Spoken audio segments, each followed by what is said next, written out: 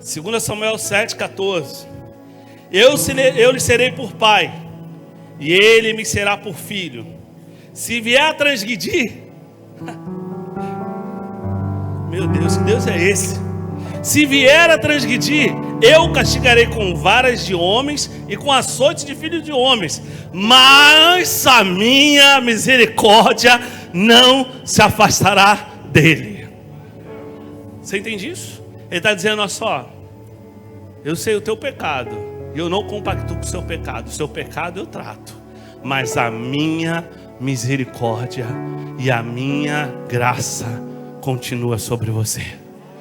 Você pode levantar sua mão, direita e dizer: a graça de Deus. Mais forte, diga assim: a graça de Deus. Diga: a graça de Deus permanece em mim. O diabo não pode suportar. Quanto a você, mas a minha graça, a minha misericórdia não se afastará dele, como retirei de Saul. Ele está dando aqui um exemplo, voltando, desculpa. A quem tirei diante de você. Quanto a você, a sua casa e o seu reino serão firmados para sempre diante de mim. O seu trono será estabelecido para sempre. Pula lá no verso 18.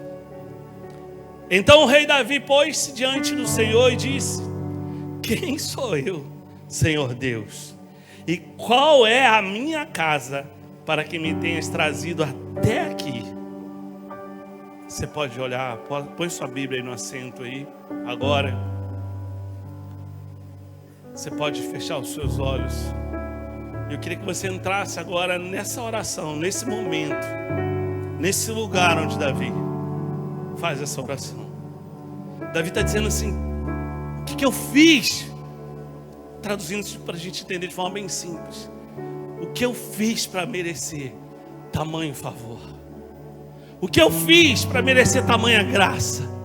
O que na minha vida pode ter sido bom aos teus olhos?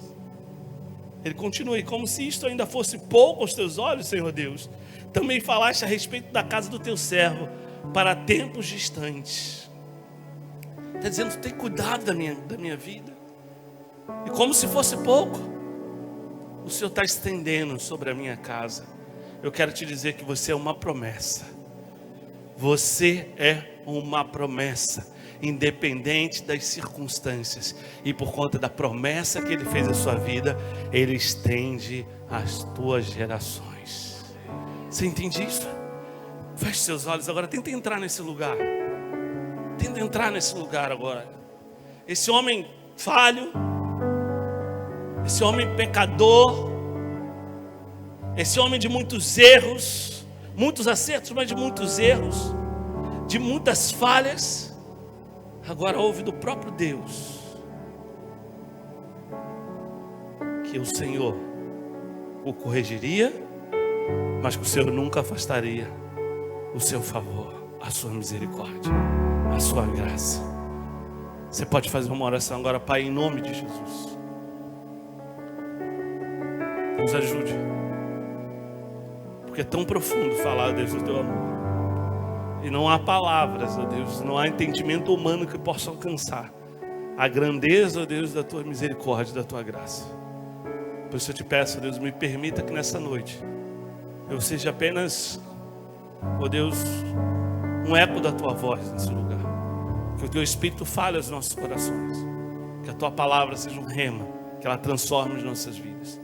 Que o nosso objetivo maior nesse lugar, como dito pelo teu servo pastor, seja para te prestar uma adoração, um culto a Deus. É o que nós pedimos em nome de Jesus. Você orou comigo, diga graças a Deus. Antes de sentar, você pode abençoar a pessoa que está do seu lado, diga para ela assim: você ainda é uma promessa. Todos nós cometemos erros que nós não podemos consertar, não é verdade? Eu tenho erros, não vou falar de você, você é muito santo, mas eu tenho erros e cometi erros no passado e cometo erros e espero cometê-los menos daqui para frente. Eu digo espero porque não sei se serei capaz de não mais cometê-los. Isso é importante ter em mente. Que quando a gente começa a achar que a gente já consegue, ou que a gente tem, Gabriel, um nível de santidade suficiente para dizer que somos diferentes, nós cometemos o maior erro da nossa vida. Porque nós nos distanciamos daquilo que é a graça e da misericórdia de Deus, começamos a viver a partir daquilo que nós acreditamos e achamos que sabemos. É muito interessante as escrituras, porque cada vez que você lê as escrituras, você tem algo novo. Cada vez que você se depara com as escrituras, em momentos distintos, você tem experiências novas, você vive coisas novas, Deus. E todos nós temos falhas que elas por si só, elas num mundo normal, né, num julgamento normal, elas nos afastariam. Elas tirariam da gente o direito, ou roubaria a nossa credibilidade, se nós podemos dizer assim. Falhas que você talvez olhe para a sua vida e você diga: olha, por conta dessa falha eu não sou digno, não sou merecedor. Quantas pessoas negociaram princípios que elas jamais imaginavam que negociariam princípios por interesses.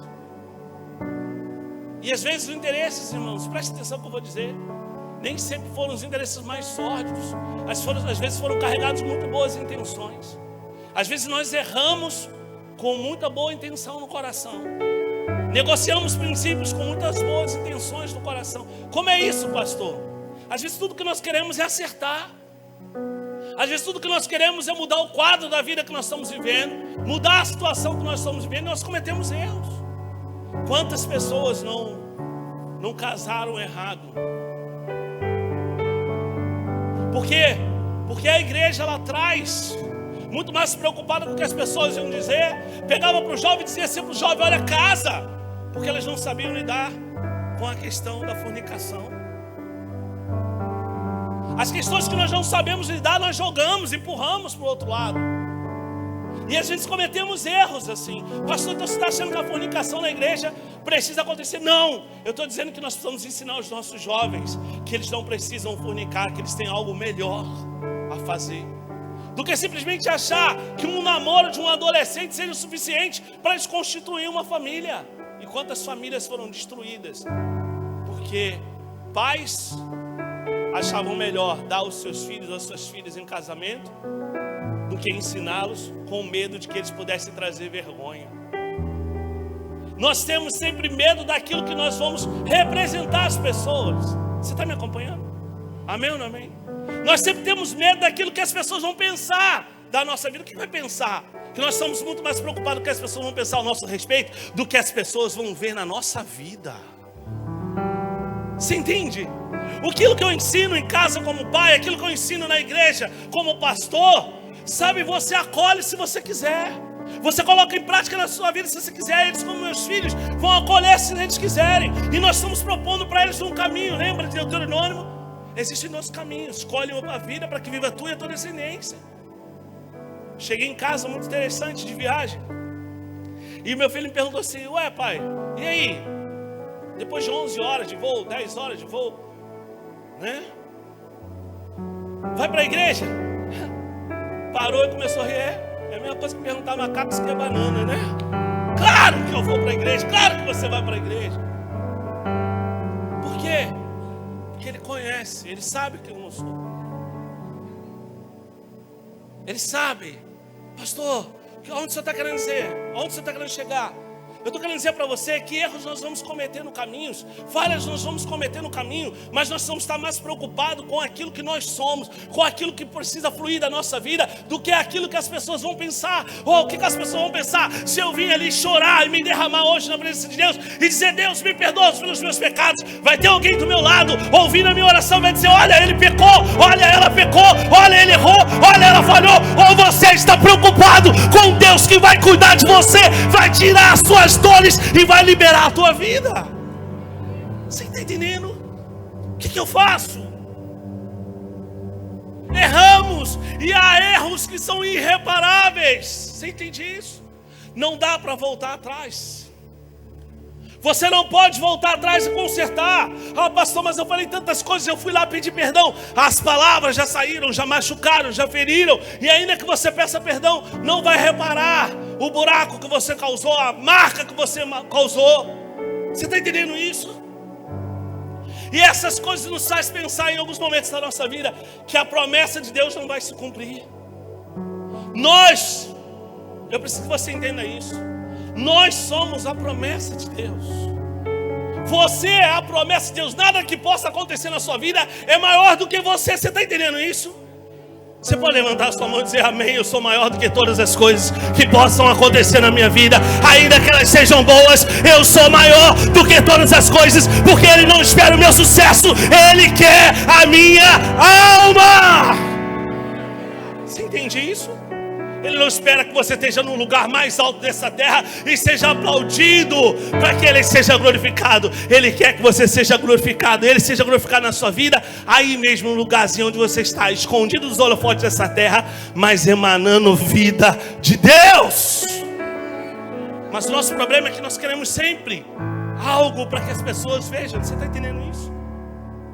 Nós sempre estamos querendo algo que as pessoas vejam. As pessoas precisam ver que o Gabriel é cheio de Deus. As pessoas não precisam ver que o Gabriel é cheio de Deus. As pessoas precisam sentir a glória de Deus transbordando da vida de Gabriel. Porque o que transforma não é o que é visto, mas o que é sentido. Você entendeu isso? Quando você está do lado de alguém que é cheio de Deus, irmão, você fica constrangido. Você quer ser cheio de Deus? Levanta a sua mão e diga para ele. Diga assim, eu quero ser cheio de Deus. Diga assim, eu quero ser cheio de Deus. Diga, eu quero ser cheio de Deus. Diga, eu quero ser cheio de Deus. Você pode dizer isso mais forte? Diga assim, eu quero ser cheio de Deus. Agora esse texto fala para a gente de um homem pecador.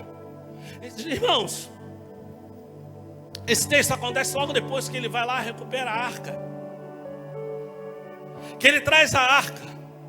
Que ele repreende a Mical. Que ele está ali, sabe, vamos pensar, no auge. Deus diz para ele assim, ei Davi, ainda que você venha transgredir, eu vou ser contigo. Nós precisamos dessa afirmação na nossa vida, você entende isso?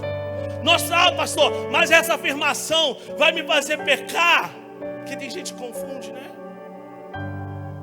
Não! Ela não vai te fazer pecar, mas se ainda que você venha errar, você vai olhar para trás e vai saber que você tem um Deus que cuida de você. O que nós precisamos é entender que nós temos um Deus que cuida de nós. Aí Deus olha para esse homem, Davi, e diz assim para ele, olha, a tua casa será permanente. O teu reino não será como o reino de Saul que eu tirei. Aí você fala assim, meu Deus, como não? Como? O que aconteceu? Porque depois de Salomão, quem é o próximo rei da linhagem de Davi? Quem é o próximo rei da linhagem de Davi? Bíblia. Yeshua HaMashiach. Vem de quem? Da linhagem de Davi. Agora você imagina que da linhagem de alguém pecador, de alguém falho, vem aquele que é o Salvador, não apenas de Israel, mas o Salvador do mundo, o Salvador de toda a humanidade. Veio o nosso Senhor Jesus Cristo. Olha o que Deus está dizendo para Davi. Davi, você não entende, Davi, é muito maior do que você, o que eu quero fazer através da tua linhagem. Davi, você não entende, é muito maior. É Deus dizendo para você, meu irmão, minha irmã, você nunca vai entender porque eu te escolhi. Você é imperfeito, você falha, você comete erros, você faz coisas como todos os outros, mas o que eu tenho para fazer na sua vida está para além de você. Vai vir nos seus filhos, os filhos dos seus filhos, vai vir na sua geração. Põe a mão no ombro do seu irmão, fala para ele assim, eu te abençoo, porque eu sou uma promessa de Deus. Você pode dizer isso com mais força, diga assim, eu te abençoo, porque eu sou uma promessa de Deus. Nós achamos que os nossos erros e as nossas falhas, ou os nossos problemas, eles nos tiram do lugar que Deus nos escolheu. Eu imagino que Davi tinha esse sentimento no seu coração. Ele pensava dessa forma. Ele se movimentava dessa forma. Mas adiante Deus vai dizer assim para ele, Davi, olha, sabe quem sou eu? Sou eu que te vi atrás das malhadas, Davi. Quem está te dizendo essas coisas, Davi, não é profeta, Davi. Quem está te dizendo sou eu, o grande eu sou. Eu que te tirei de trás das malhadas. Eu te vi quando ninguém te viu. Eu vi o teu coração quando ninguém podia ver o teu coração. Hoje veio o teu coração porque tu está no trono, Davi. Mas eu vi o teu coração quando tu estava atrás das malhadas, Davi. Você está entendendo o que Deus está te dizendo hoje? Ele está olhando o teu coração e Ele vai te levantar da onde você estiver, porque você é promessa dEle. Levanta tua mão e diga assim: eu sou promessa de Deus. Ah, está muito fraco. Diga assim: eu sou promessa de Deus. Ah, pastor, porque as coisas vão dar certo na minha vida? Vão dar certo porque eu sou promessa de Deus. Porque eu sou bom, porque eu sou habilidoso, porque eu sou capaz, porque eu sou talentoso, porque eu sou mais esperto, porque eu tenho o maior know-how. Não, porque eu sou promessa de Deus. E a bondade de Deus vai me seguir por onde quer que eu andar. Você pode dizer para alguém? Olha para essa pessoa que está do seu lado e fala para ele assim: não fica com inveja. Não, fala de verdade assim. Fala assim, ó: não fica com inveja. Não sei você, tá fraco. Diga assim: não sei você, mas a bondade de Deus me acompanha. Ela está comigo o tempo todo. É por isso que a promessa nunca vai falhar. Você pode aplaudir o Senhor? Ela nunca vai falhar, porque Deus está contigo o tempo inteiro. A hora que você quiser resolver os seus problemas, com a experiência que você já teve, com a habilidade que você tem, você vai fracassar. Mas a hora que você chamar a bondade de Deus, a misericórdia de Deus, você vai encontrar soluções que você jamais imaginaria. Vamos pensar agora em José. Vamos. Senhor, dá um sonho ao menino. E como todo menino, Gabriel, nós temos ansiedade, desejo de fazer as coisas logo acontecer. Desejo que as coisas aconteçam logo. Nós queríamos, sabe? E eu vou dizer, nós não, deixa eu corrigir. Eu sempre fui alguém que queria lançar semente agora. Tá ali regando e que a semente começasse a crescer rapidamente. Porque você não é assim. Nós queremos que as coisas aconteçam rápido. Somos ansiosos e às vezes, sabe, buscamos coisas que Deus não quer para a nossa vida. Por conta da nossa ansiedade, por conta do nosso desejo de ver as coisas acontecendo, por conta do nosso desejo de ser uma bênção, por conta da nossa vontade de mudar o quadro da nossa família, por conta da vontade que nós temos de mudar a nossa história.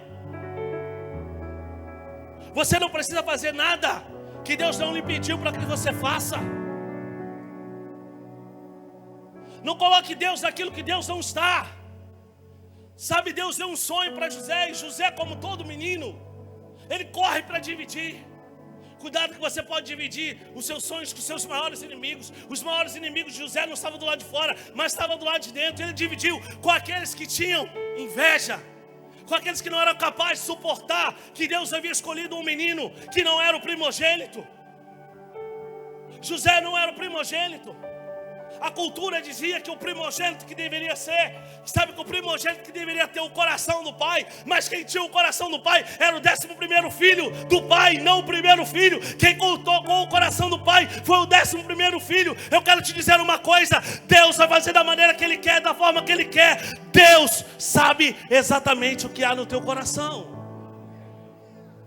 Ah, pastor, mas tem tanta gente indo na frente, eu ainda não fui. Não se preocupe.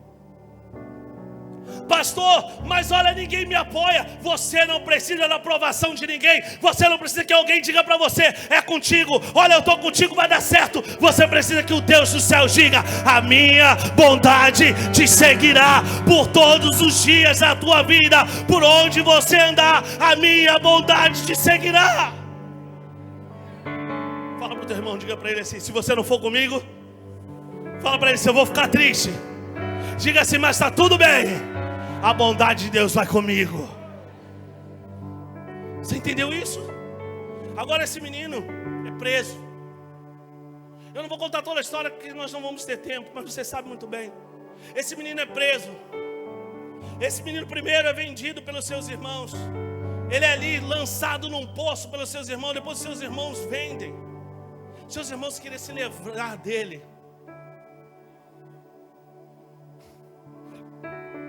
Às vezes as pessoas querem se livrar, e não das outras. Escuta o que eu vou lhe dizer. Mas das promessas que Deus nos fez. Porque as promessas que Deus nos fez, como eu disse no início, elas são carregadas de desafios. Quantos desafios nós precisamos enfrentar? Muito lindo tudo que nós fizemos aqui de oração, mas ele tem que ir lá para a batalha, arregaçar a manga, porque ele não vai poder dizer, olha, teve uma oração. Não, ele tem agora, sabe, meter a mão no arado, arar a terra, semear a terra, regar a terra todo dia e não tirar a mão da terra antes que comece a frutificar. Você entende isso? Esse menino agora está preso. Vai para a casa de Potifar. Ali, calúnias. A gente não sabe lidar muito bem com essas coisas, né? Pastor, mas o único lugar que eu não esperava que isso viesse acontecer na minha vida é a igreja. Mas na igreja eu fui caluniado, pastor. Na igreja as pessoas viraram o rosto para mim. Na igreja as pessoas, meu irmão, quantas pessoas já ouvi? Quantas pessoas estão destruindo a sua vida e o seu caminho porque estão assumindo papéis que não deveriam assumir, tomando direções que não deveriam tomar, porque simplesmente elas acreditam, não aceito. Nós não somos esse lugar para não aceitar. Aqui é um lugar de pessoas imperfeitas, de pessoas que falham, de pessoas que erram, de pessoas que cometem muitas falhas, muitos erros, talvez uns irreparáveis. Mas esse aqui é o único lugar onde nós podemos nos encontrar com a bondade de Deus. Ele agora está preso, esquecido.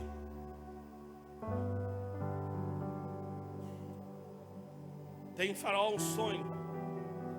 Esse sonho sempre é perturbador. Fala para o seu irmão, sonhos são perturbadores. Seja na cabeça de Faraó, seja na mente de Faraó, ou seja na mente de José. Você entende isso? Sonhos sempre são perturbadores. Irmãos, é muito difícil dormir, acordar todos os dias pensando em tudo que Deus falou para esse lugar. Que aí, você fala assim, pastor, por quê? Porque eu me olho e falo assim, Senhor, para onde nós vamos? Como nós vamos fazer? Como isso? Como aquilo? Sabe? É muito perturbador os sonhos. E aí, a perturbação do sonho de Faraó traz à existência o abandonado, o rejeitado, mas que carrega a bondade de Deus. Você está entendendo isso? Amém? Está entendendo isso? Pastor, o que o senhor quer chegar? Aonde o senhor quer chegar? Deixa eu te dizer uma coisa. Haverão coisas no seu trabalho, haverão coisas na sua vida que as pessoas que mais te rejeitaram, as pessoas que te abandonaram, te largaram, ou que nunca procuraram saber quem você é, vão à tua procura. Sabe por quê? Porque elas sabem que você tem algo que ninguém mais tem e só você pode dar a elas. Você crê nisso? Levanta a tua mão direita e diga assim, eu tenho a bondade de Deus. Diga, eu tenho a bondade de Deus. Elas vão atrás da bondade de Deus que está sobre a tua vida. E sabe de uma coisa? Ninguém pode esconder aquilo que Deus colocou dentro de você. No tempo certo, na hora certa, vai emanar. Manda chamar o José. Quem é? Ah, tem um aí. Tem um aí. É muito fácil a gente falar, lendo as escrituras de maneira fria. Ah, mas aí o copeiro, o padeiro, o copeiro disse, olha, tem um lá. Irmãos, todos os adivinhadores já tiveram com José, com o Faraó. Todos os adivinhadores da terra do Egito já estiveram com o Faraó. Ah, pastor, mas vamos sentar mais uma vez. Você tenta depois da 11ª? Você tenta depois da 2ª? Você assume aquilo como verdade? Você tenta. Por que o Faraó tinha que tentar? Ah, porque está nas escrituras. Não, está nas escrituras para registrar para mim e para você. Porque enquanto você não for encontrado, enquanto Deus não fizer que a bondade dele alcance você, ele não vai parar. Você entendeu isso? Pastor, o que é isso? A promessa não vai morrer enquanto ela não se cumprir na sua vida. Sabe por quê? Porque quem te prometeu é fiel para cumprir. Diga, eu sou uma promessa. Diga, eu sou uma promessa. O grande desafio está aí, a gente entender que nós somos maiores do que o resultado. Nós somos maiores que o resultado. O resultado vai promover o quê? O teu ego? Ou vai promover a glória de Deus? As pessoas vão olhar para você e vão dizer: uau, ele é cheio de Deus. Uau, ela é cheia de Deus. Olha que jovem cheio de Deus. Olha que mulher cheia de Deus. Olha que homem que transborda um amor, uma graça que a gente não entende. Olha que mulher que transborda uma bondade que a gente não entende. Ou alguém que vai dizer: o negócio dele dá certo. A prosperidade do seu negócio não é para que eles vejam, sabe, o recurso financeiro crescendo, mas que eles vejam a origem. Você entendeu isso? Você entendeu isso? Olha para o seu irmão e fala para ele: ele vai mudar a tua história. Abre a tua boca, diga assim: ele vai mudar a tua história. Desde que você entenda que você é maior do que todo o resultado. Pastor, por que você está dizendo isso? Faraó chama José. Eu imagino que no coração de Faraó era mais um. Na cabeça de Faraó, assim: olha, esses caras estão me enchendo o saco, me perturbando aí. Vamos convidar aí, então, esse tal de José, esse homem que está na cadeia. Eu imagino que a gente não sabia nem que é o nome dele. Quem sabe o nome de presidiário? Mas quem sabe o nome de presidiário? Ah, pastor, mas era José. Quem era José, irmão? José depois do sonho revelado. Você entendeu? José depois do sonho revelado. Antes do sonho revelado, um menino que tentou agarrar a patifona. É isso. Um estrupador, né? Imagina hoje no nosso dia. Tu vai botar um estrupador do teu lado? Ah, Jesus, tu é maravilhoso demais. Não é assim que nós somos? Nosso senso de justiça é muito exacerbado, porque nós não conhecemos a bondade de Deus. Quem conhece a bondade de Deus, o sarrafo da justiça baixa, porque olha para si e diz: eu não sou merecedor e Ele me alcançou, e Ele pode alcançar outros. Volta aqui. Agora, José entra, e o faraó, o que o faraó faz? Conta o sonho. José começa a revelar o sonho dele. Revela o sonho, você conhece a história. Revela o sonho. José diz assim: olha, você precisa me colocar como administrador. Não, ele disse assim: você precisa encontrar alguém que possa cuidar disso. A autopromoção não vai te qualificar para receber tudo que Deus tem na sua vida. Você entendeu isso? Eu vou repetir. A autopromoção: eu estou aqui, ó. Eu estou aqui. Olha, eu sei cantar, olha, eu sei pregar, olha, eu sei isso, olha, eu sei aquilo. Querido, faça o que Deus te mandou fazer, sem a pretensão de alcançar aquilo que deseja o seu coração. Você entendeu isso? Você entendeu isso? Faça o que Deus mandou você fazer, sem a pretensão de alcançar aquilo que deseja o seu coração. José vai lá e revela. Pastor, ele escolhe José porque José estava pronto? Não. Mas porque José tinha um coração que ele procurava. Por quê? Porque em José que ele queria se cumprir todas as coisas? Não! Porque o seu povo não podia perecer, era maior do que José. E por isso José tem a expectativa no coração de dizer assim: ei, Deus vai se levantar. E quando Ele se levantar, levem os meus ossos com vocês. Deus vai nos visitar. José conhecia o coração de Deus. José conhecia o coração de Deus, que não se esqueceu dele no calabouço. A pergunta que Deus tem hoje para a sua vida é: você conhece o meu coração? Ou você deseja o que tem as minhas mãos?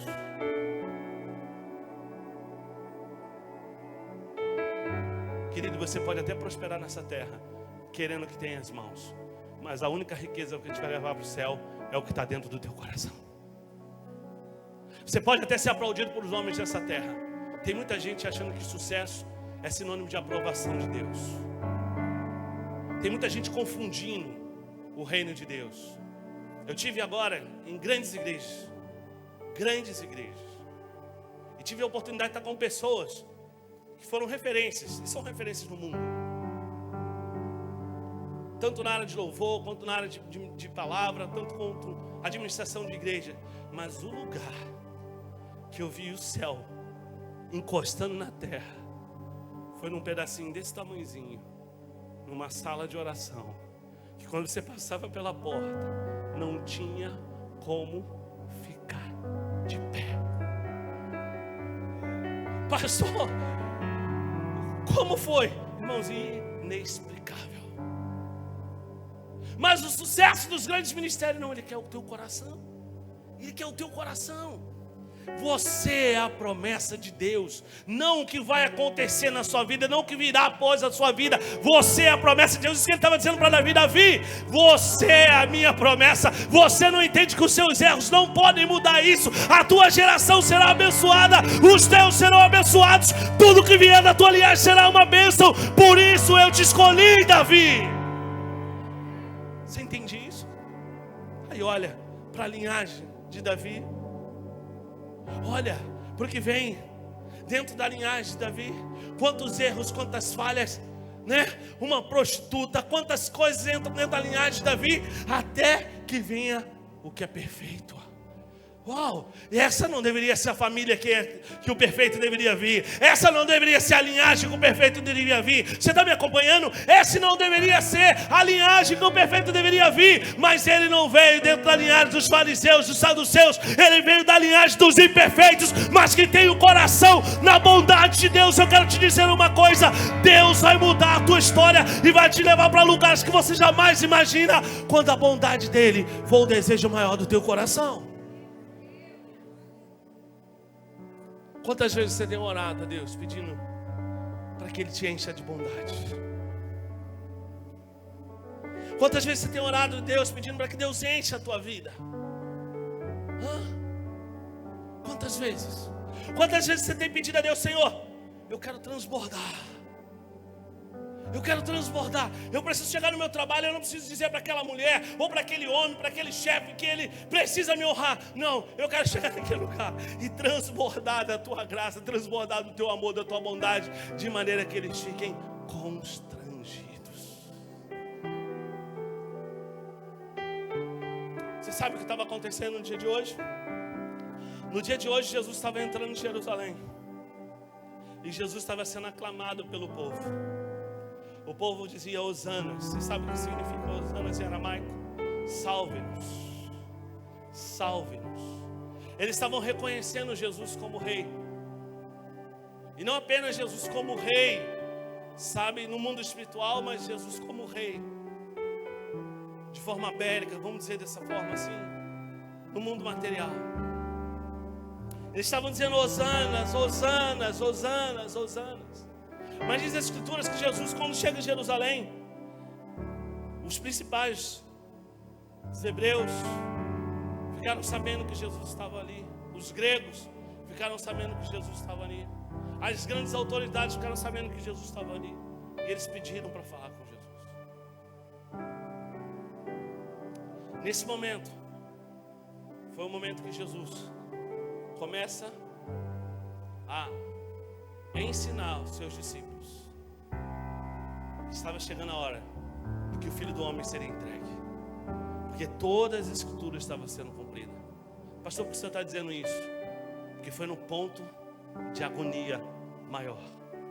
Porque o que fez Jesus orar, o que fez Jesus, sabe, ter lágrimas de sangue no Getsemane, não foi quantos deixaram, não foi quantos iam deixar, mas quantos estavam próximos e ainda não conheciam o seu coração. Quantos de nós estamos tão próximos de Jesus, religiosamente falando, mas não próximo do coração de Deus? Precisamos ser uma igreja que transborde amor.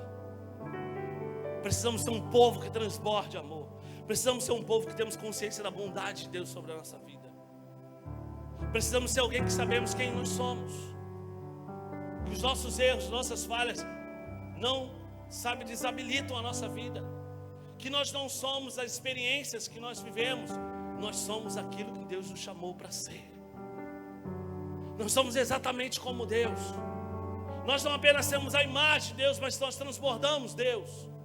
Nós não apenas temos a aparência do Deus vivo, mas nós transbordamos o Deus vivo.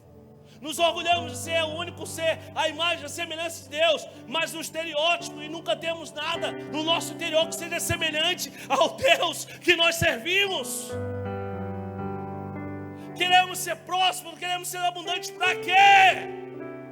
Se você não é alguém que consegue transbordar a graça, você não consegue ser bondoso. Não, eu estou dando porque eu quero receber, eu dou porque sendo generoso eu recebo. Não é isso.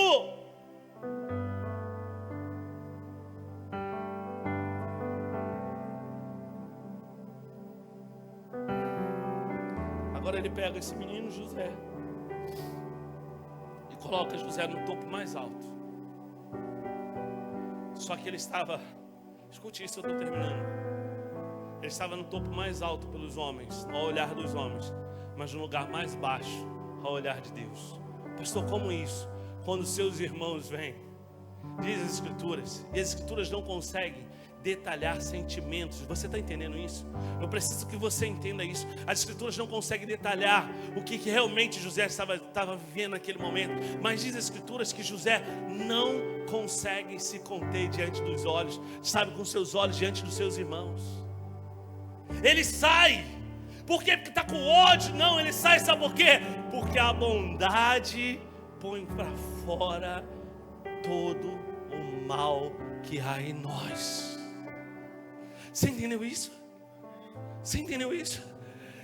Ele vai, ele diz, são os meus irmãos, eu imagino, sabe, ali as pessoas olhando para ele, sempre, sabe, ali ciente de si, sempre tomando as decisões mais acertadas, sempre, sabe, com um controle emocional muito forte. Eu imagino que aqueles que estavam ali apoiando José, devem ter perguntado, José, o que aconteceu? O que aconteceu diante desses hebreus? O que aconteceu? O que eles fizeram? Vamos acabar com ele? Não, calma,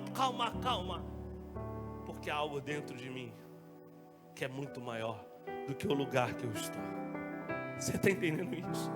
Você está entendendo o que Deus está dizendo para você nessa noite? Eu sei que não é uma mensagem das mais fáceis, mas eu quero dizer para você, você é uma promessa de Deus, e não por conta das coisas que vão acontecer na sua vida, mas por conta daquilo que, tudo aquilo que Ele já colocou dentro de você, já está dentro de você. Você pode dizer isso para a pessoa que está do seu lado, diga assim, já está dentro de mim. Diga assim, já está dentro de mim. E para você que acha que você não pode, mas eu errei, mas eu falhei, mas eu estou no meu segundo casamento, mas eu estou no meu terceiro casamento. Me lembro que eu fui a um encontro, e nesse encontro eram umas lideranças e falaram sobre uma pessoa. Como a gente é hipócrita, né? E era um grande ministro de louvor da nossa época aí, um dos caras mais estourados, o ministério dele é um dos mais estourados. Só que ele resolveu dar lugar à bondade de Deus. E ele abriu o coração e disse, olha, o meu testemunho é uma mentira. E aí eu estava nesse lugar e eu disse assim, por que a gente não chama essa pessoa? Não vou dar o nome aqui. Mas por que você não chama essa pessoa? Não, mas você viu? Ele é um mentiroso. Enquanto ele cobria as mentiras, estava no altar, todo mundo levantava a mão e dava glória a Deus. Mas quando ele falou a verdade, a igreja estava para matá-lo. Falei, meu irmão, você não está entendendo. Ele era um mentiroso, ele não suportou a mentira, sabe por quê? Porque Deus fez ele trazer a verdade à tona, e ele teve coragem, como muitos não têm, de abrir a sua boca e dizer publicamente, aquilo tudo era mentira, e eu quero viver uma verdade em Deus daqui para frente. Mas nós não permitimos. Você está entendendo isso? Pastor, por que você está dizendo isso? Porque, meu irmão, se você está nesse lugar e essa igreja faz com que você morra por conta dos seus pecados, por conta das suas falhas, eu quero te dizer uma coisa, você está no lugar errado. Esse lugar precisa ser um lugar onde olha as suas falhas, não compactue com as suas falhas, faça como Deus disse, olha, vai haverá a correção, haverá o cajado, mas vamos comigo, porque se a misericórdia de Deus não se afasta de você, eu não me afastarei. Você entende isso? Por quê? Se Deus não se afasta, você acha que você tem o direito de se afastar? Você pode. Pastor, mas são muitas falhas. Ninguém vai poder me admitir. Ninguém vai, sabe, entender. Não estou dizendo, irmão, para você depois não sair daqui dizendo, não, o pastor falou que você pode pecar, fornicar, fazer tudo que você quer. Depois você vem aqui e você vai ser aceito. Vai ser aceito sim, irmão. Ah, pastor, se eu vou trabalhar, é outra coisa, é Deus que vai dizer. Não está na minha mão dizer quem faz ou quem não pode. Quem pode ou quem não pode. Ah, pastor, mas o senhor é o pastor da igreja. Cuidado. Cuidado, que todos aqueles que tentaram proteger demais a igreja contribuíram muito mal para a igreja. Cuidado. Cuidado. Porque os fariseus, presta atenção, eles não estavam com má intenção, eles tinham a intenção de proteger as leis. Mas nós nos distanciamos quando estamos apenas querendo cumprir papéis daquilo que verdadeiramente Deus nos chamou. Deus não te chamou para cumprir papel. Você não está aqui para ser um personagem, ou pastor, ou ministro, a missionária, ou missionário, a autoridade, ou próspero, ou abundante. Não. Você está aqui por conta de um chamado. Você é a promessa de Deus. Pastor, mas as promessas, as promessas vão se cumprir. Não. Está respirando? Está respirando? Tem dúvida se você está vivo? Tem dúvida? Faz assim, ó. Faz aí, passa assim na mão assim, ó. Dá um sopro aí. Sentiu alguma coisa? Dá para fazer isso? Amém ou não amém? Faz assim, ó. Pode fazer. Você é a promessa de Deus. Você. Ah, pastor, mas a porta que vai se abrir? Não, a porta vai se abrir, porque você é a promessa. Ah, pastor, mas o lugar que eu quero sonho vai acontecer, porque você é a promessa. Você é a promessa. Todas as coisas acontecem por você. Lembra? Os sinais acompanhariam aqueles que creem. Agora a gente está atrás do sinal. Só. E tem alguns achando que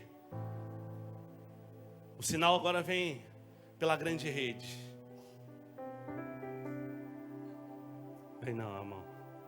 O sinal vem do lugar de oração, do lugar de rendição, do lugar onde você se dobra e revela quem você é.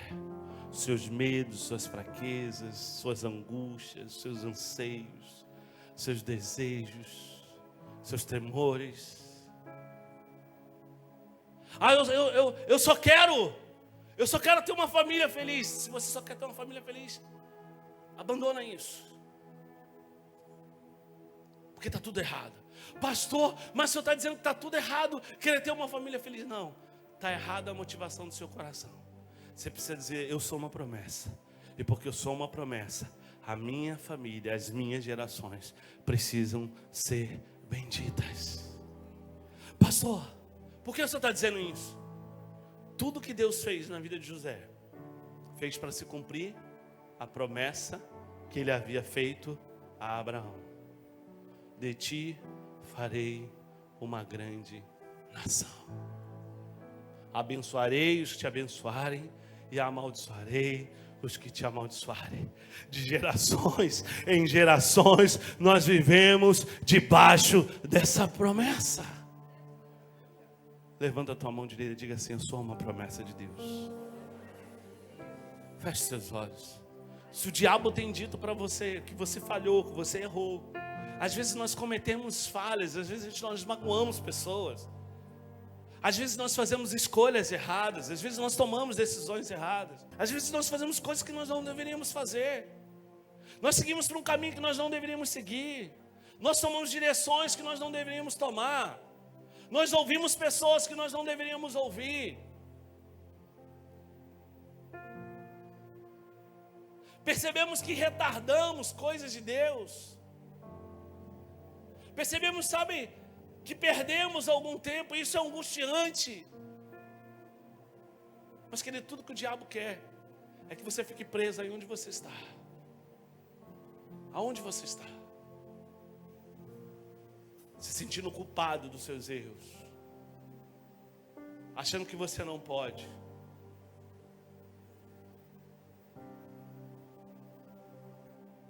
Deus está nesse lugar, nessa noite, para dizer que você é a promessa. Não foi por aquilo que você vai fazer, mas por você que Ele foi para a cruz. Ele não foi para a cruz dizendo assim: olha, meu filho vai pregar para multidões. Não, Ele foi para a cruz dizendo: o coração do meu filho importa. Entendeu? Ele não foi para a cruz dizendo: olha, estádios estarão aplaudindo Ele, sabe, pessoas de todos os lugares do mundo estarão reconhecendo Ele, e assim eu serei engrandecido. Não, Ele está dizendo: o coração dele é que eu quero, é a vida dele que eu quero. Por isso Jesus, lá no ápice da dor, pôde olhar e dizer: Pai, perdoa-lhes, porque eles não sabem o que fazem. Quando estava sendo zombado e machucado pelos soldados, os seus agressores, Ele ainda conseguiu derramar amor, Ele ainda conseguiu derramar graça. Ele não esperava que aqueles homens se tornassem grandes homens, que realizassem grandes feitos, como nós achamos que Deus espera que nós sejamos homens de grandes plateias. Deus espera que nós tenhamos corações com grandes altares. Você entendeu isso? Corações onde Ele entra, lugar onde Ele transborda. Você entende isso? Querido, só há uma forma de a gente viver tudo aquilo que nós sonhamos, é sendo preenchido de Jesus. Não existe nenhuma outra forma, irmãos. Você pode ter todos os dons, você pode preencher todas as prerrogativas, você pode ter todos os talentos que os homens dizem que você precisa ter para alcançar o sucesso. Eu quero te dizer uma coisa: sucesso no reino de Deus é na ordem inversa. Quanto mais eu me rendo, mais Ele cresce. Quanto menos eu tenho de mim, mais há dele em mim. Quanto mais fraco eu estou, mais forte estou. Lembra que Paulo disse: agora eu sei viver em toda e qualquer circunstância. Agora, sabe por quê? Porque agora, depois de Damasco, eu sei o Deus que eu sirvo.